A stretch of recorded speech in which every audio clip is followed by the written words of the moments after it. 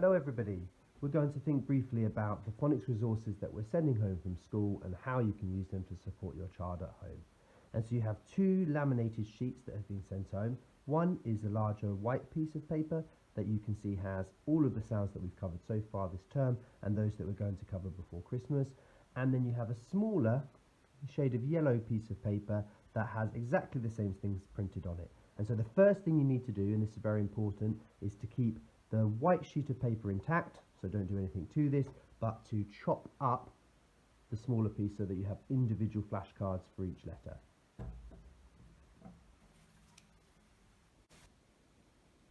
So you should now have the intact white laminated sheet and a set of flashcards that you've made by cutting up the yellow laminated sheet. We're going to use these for a session now that you could do with your child regularly at home, preferably every day, to really encourage their phonic knowledge.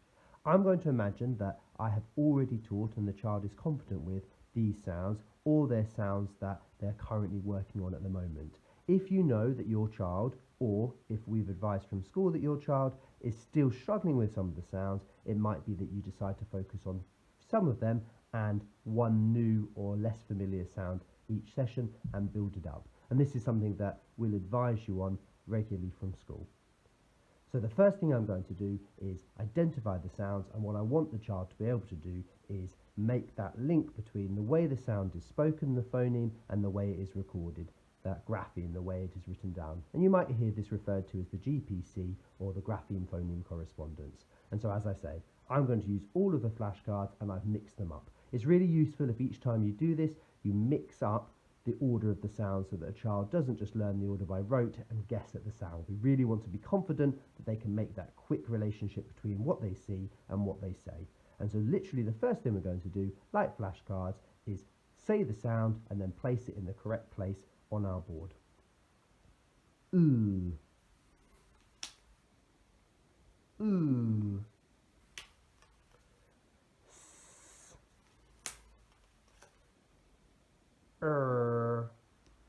As you do this, you could be encouraging your child to do the sounding and the placing, but if you're finding that they're still lacking confidence in placing it or finding it on the mat, you could do that for them. So what's really important here is speed of recollection.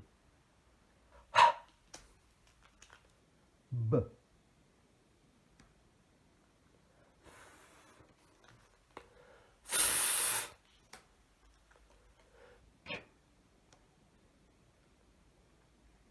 I.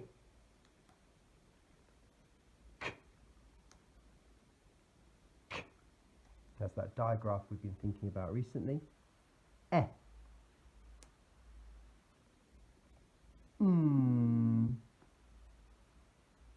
A.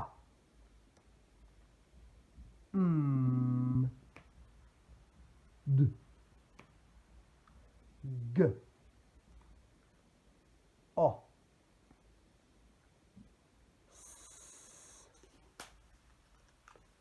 A.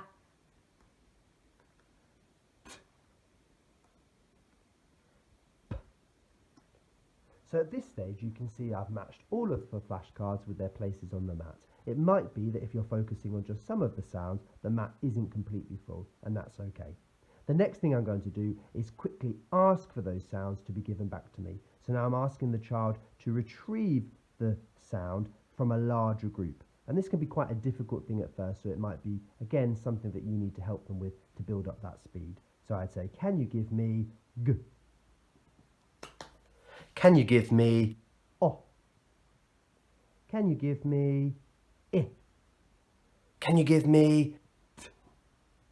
It's okay if your child takes a short while to find the sound, but if you're thinking this is more than a couple of seconds, then I would recommend you point to it for them. So for instance, you might say, can you give me P? And your child is looking and they're not quite sure. You could either direct them to an area on the mat or just show them. P. A. E. A.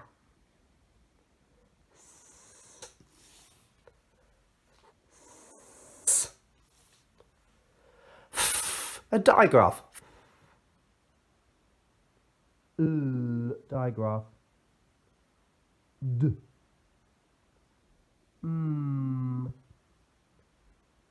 K.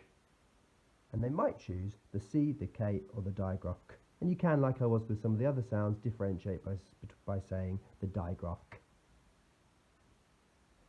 B, L, N, K, K.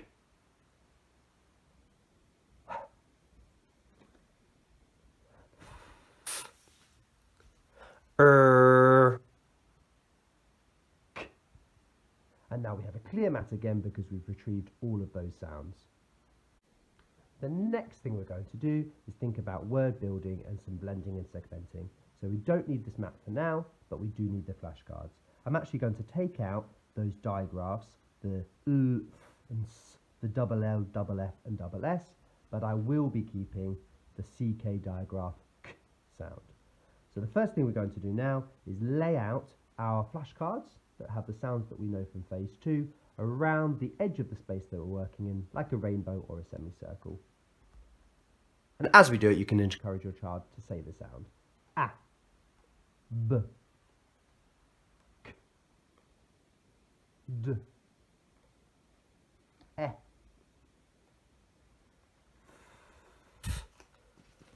G. Now this will be something that you'll need to do for your child, especially because we're thinking about putting them into alphabetical order. You'll notice as we go round, we don't have all the letters of the alphabet because we haven't learnt all of those initial sounds yet, and we'll move on to some of them when we get to phase 3. I, K, L, O, P, R,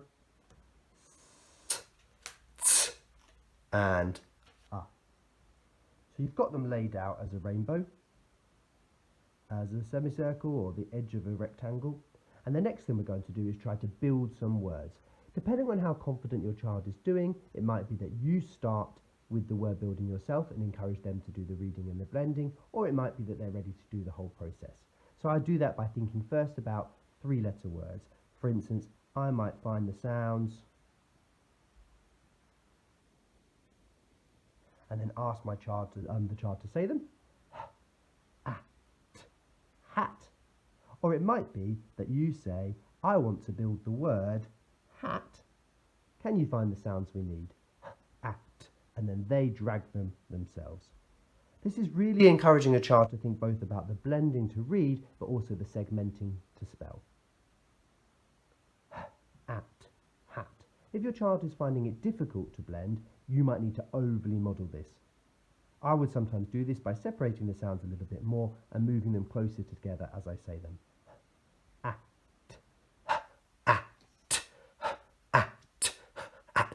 hat. Once the child has read the word or built the word, we can ask them to put the sounds back around the edge of the circle in the correct place, around the edge of the shape, and then think about another word completely. So it might be that you say, now I'm going to read this word, and you move the sounds yourself.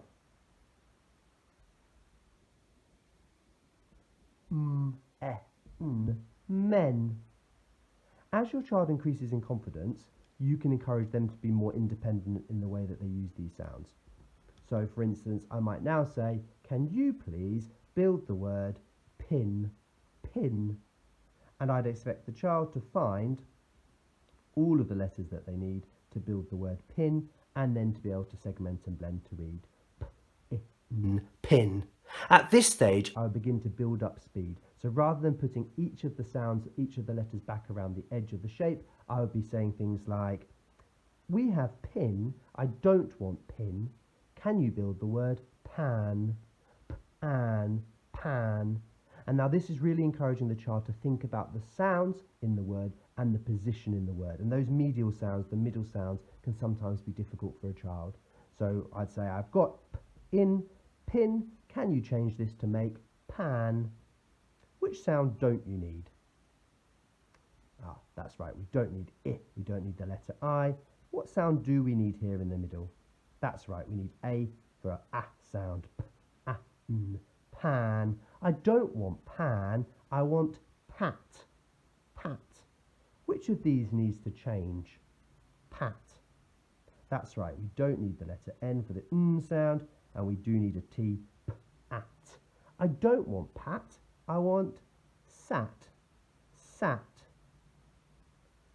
I don't want sat, I want sit, sit. I don't want sit, I want fit, fit. I don't want it, fit, I want lit, lit. And you can continue like this with lots of different words, and most of the time these can just be words that you make up in your head as you're doing the activity with your child, but it might be, if you want for your own confidence, to write down the list of the words. And sometimes we play a game full circle where we then try to get back to the word that we started with. If your child is very confident at this stage, you can begin to think about building longer words, and some words that have consonant clusters, so these have consonants next to each other and they can be more difficult to sound them out. So for instance, I might say, can you build the word click, click? This is difficult because they might not know which k sound they need to pick. And this might be also where they need a little bit more guidance at this stage. And what we're really thinking about is trying to find that second letter, the L, that comes close to the sk sound, click, click, k, L, it. And again, you might have a conversation about, are they using the single sound K here, made by the letter K, or do they need the digraph k, click, k, l, ick? At school, we would use sound buttons and sound lines to help a child with this, and you could just write them down on the table or on a piece of paper post-it note. So for instance, we'd have k,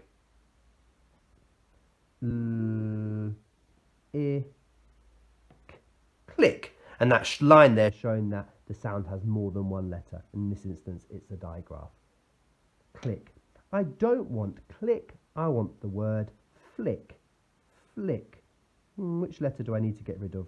That's right, the C, and I'm going to replace it with the letter F for a flick, flick, flick. At this stage as well, when we're thinking about vocabulary, it'd be really important to encourage your child to be using some of these words in sentences. You might not to do it with every single word because you're looking for quick recall and speed, but with some words you might ask them to say, can you please use this word in a sentence?